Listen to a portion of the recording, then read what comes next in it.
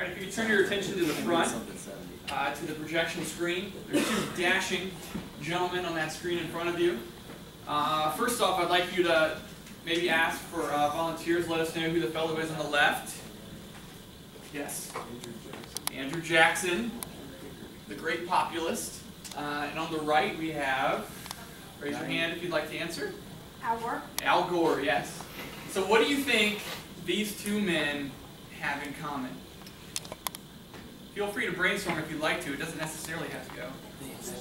What was that? The color of their skin. They are definitely both Caucasians. Yeah?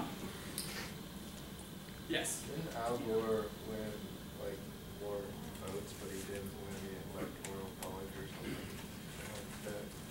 Yeah, thanks for sharing that. So maybe Andrew Jackson was the same way? I don't know. That's possibly true, yeah.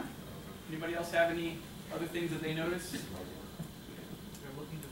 I was going to say that. They are both looking to the right. They're looking at a Rube Goldberg conflict actually. Anybody else? Yes. I was going to say they won the popular vote, but still lost the election. Yeah, so each of you were right on target here. In both cases, Andrew Jackson and Al Gore ran for President of the United States. And Andrew Jackson might have even more cause to be upset than Al Gore. If you notice, what's the difference between Andrew Jackson, who was in first place, and John Quincy Adams, who was in second place? The percentage difference in the popular vote. Almost 13% of the country in the popular vote voted for Andrew Jackson over John Quincy Adams.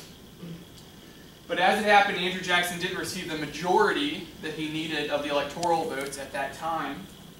And so we're going to learn a little bit more about what happens when you don't win the majority right off. And then here we have 2000, a bit closer, separated by 0.2 of a percentage point between Al Gore and George Bush. And in both cases, Gore and Jackson, both of them lost to their competitors. Now, why did this happen? This is our subject for the day. It's the Electoral College. And so Americans do not pick our president by direct vote.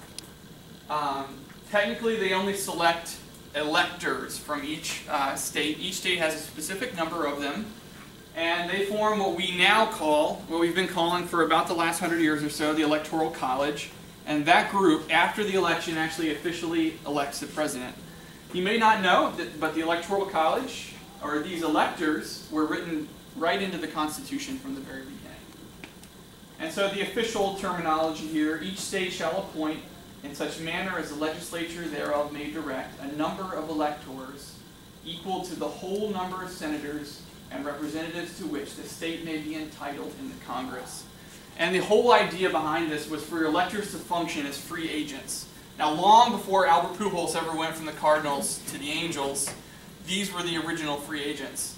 So, like, what do you think of when you hear the term free agents in this case? 5 minutes. They could vote for anyone. They could vote for anyone, potentially. Is a possible answer. Anybody else? Yeah.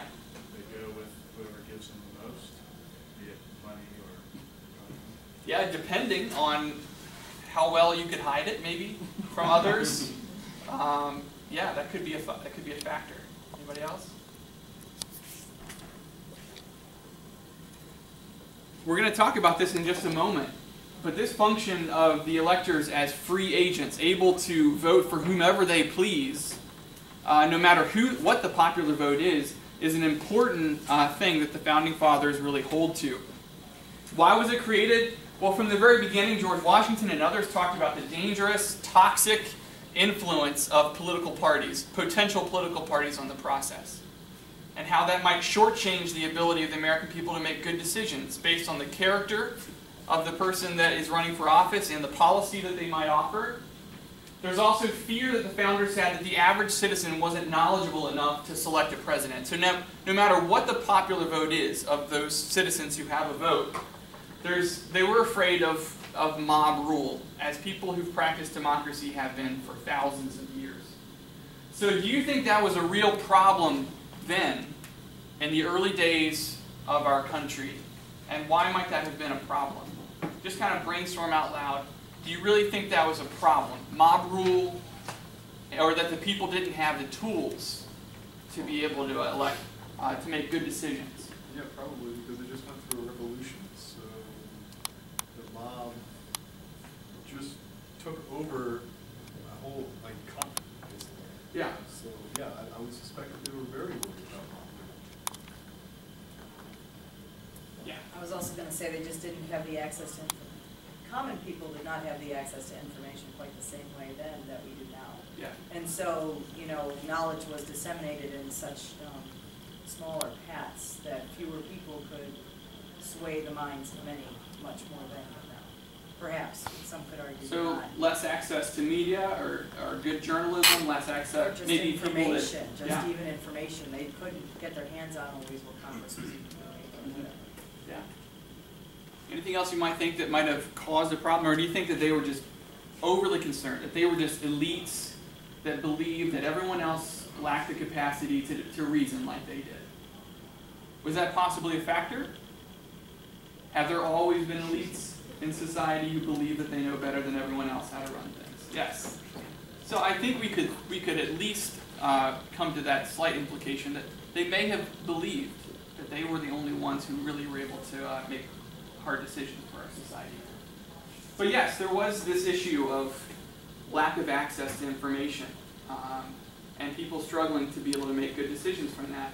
And based on whoever was in the town square yelling the loudest, may have led someone to vote, or they happen to have a lot of money to give to others. An interesting kind of factor here, as you think about comparing maybe the dangers of the average citizen being knowledgeable enough. This is just to give you a little bit of historical context. In 1836, the election of Martin Van Buren, who was running against William Henry Harrison, both Webster and White used debates in the Senate to establish their positions on the issues of the day, and newspapers would carry the full text of their speeches to whomever their subscribers were. The full texts of speeches from the Senate people would read in the newspapers. In the famous Abraham Lincoln and Stephen Douglas debates of 1858, they had 8 big debates. And newspapers that supported Douglas, this is kind of where we can see a little bit of where they might have played off of this mob rule thing. Newspapers that supported Douglas edited his speeches to remove any errors made by stenographers and to correct grammatical errors. And they left Lincoln's speeches in the rough form in which they had been transcribed. And this happened vice versa, the same way with them.